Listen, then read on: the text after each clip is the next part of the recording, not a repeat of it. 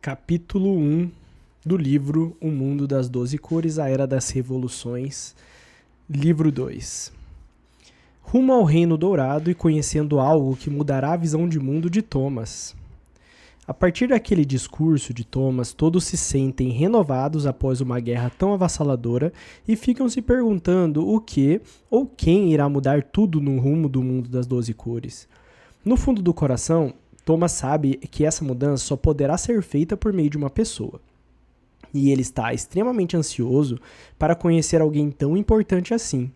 No caminho todo, então, o Rei dos Reis vai pensando e matutando em sua mente todas as possibilidades do que está por vir. Todos do exército estão ansiosos em conhecer o Reino dos Dourados, terra de muitos guerreiros importantes e de figuras que marcaram todo o mundo das 12 cores no passado.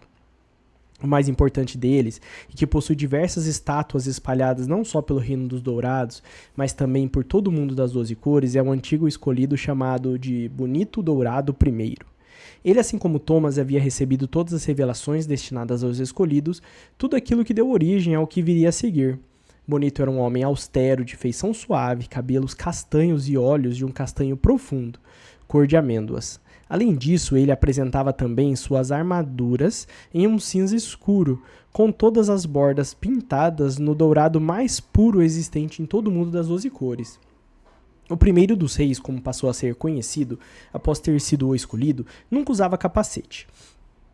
Acreditava que todo o seu poder vinha do seu cabelo bem penteado para o lado e por isso jamais gostaria de bagunçar aquele cabelo brilhoso que já era algo desgrenhado. Thomas então parte para sua nova jornada rumo ao Reino dos Dourados. Durante esse caminho, ele organiza todo o seu exército, mesclando as 3 cores aliadas conforme sua especialidade. Sempre posiciona um homem vermelho, grande, robusto, armado com suas lanças ou espadas, ao lado de uma mulher azul, que com a maior graciosidade segurava escudos ou arcos. Atrás de cada uma dessas duplas vinha um cavaleiro do Reino dos Marrons, montando em seu Gravelar, demonstrando força e domínio sobre o território.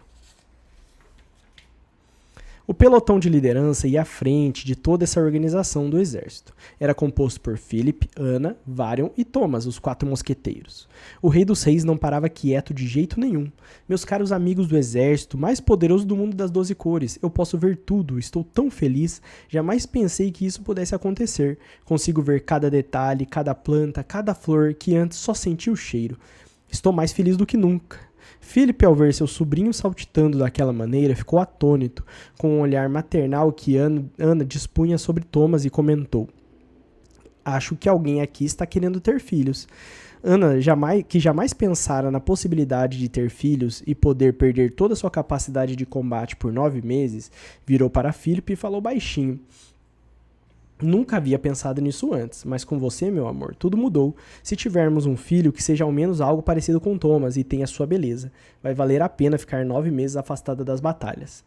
Philip não conseguiu esconder sua alegria e um pequeno sorriso apareceu em seus lábios finos, porém determinados. Thomas, então, ao ver uma placa toda destruída e bem desgastada, perguntou a Varion o que estava escrito ali. Thomas, apesar de ser extremamente inteligente e ter lido por tabela todos os livros do mundo das 12 cores, nunca havia visto letra nenhuma. Varion leu então, Estrada dos Infinitos Ladrilhos. Thomas sabia que era ali o seu destino. Ele devia seguir por toda a Estrada dos Infinitos Ladrilhos, passar pela Floresta dos 1000 Sonhadores, atravessar o Lago Nassau, depois percorrer a Floresta da Lua Cheia, para enfim chegar ao seu destino, o Reino Dourado. O caminho era longo, mas com um exército daquele tamanho, com tamanha força, e sem outros reinos para provocar desafio após a grande batalha, tudo seria mais fácil, acreditava Thomas. A notícia de que o Rei dos Reis, ou o novo escolhido, havia aparecido já estava rodando com toda a força no mundo das 12 cores. Neste momento, cada um dos reinos se preparava para ajoelhar perante o escolhido e oferecer o que de mais importante havia de sua especialidade. Os reinos vencedores, como os marrons, azuis e vermelhos, já estavam praticamente todos a caminho dos dourados. Em seus reinos estavam apenas os anciãos ou aqueles impossibilitados de lutar. Nos reinos perdedores, a mudança já era nítida. Eles estavam arrasados, com poucos combatentes, mas com a esperança de que agora, com o Rei dos Reis, todos os reinos se unificariam. E seria uma nova era de paz e de prosperidade. No reino dos cinzas, o maior dos desfalcados e mais arrasado de todos, os que sobraram estavam tentando se reerguer, pelo menos para conseguir sobreviver um dia após o outro. Todos os outros que haviam ficado neutros ou haviam perdido, mas não estavam tão arrasados, estavam separando o seu exército, ou mesmo estruturas e utensílios para serem usados caso a aliança vencedora necessitasse.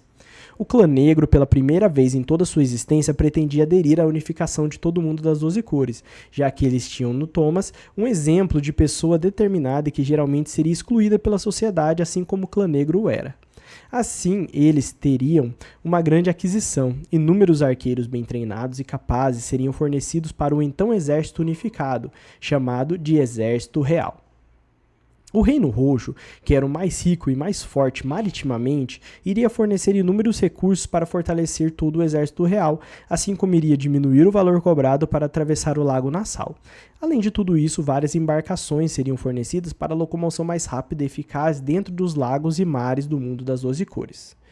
O Reino Amarelo, conhecido por ter anciãos e não ter quase combatentes, iria fornecer seus melhores conselheiros e sábios de guerra, que estariam à disposição de Varian para que ele utilizasse da forma que achasse melhor, sem restrições ou dificuldades.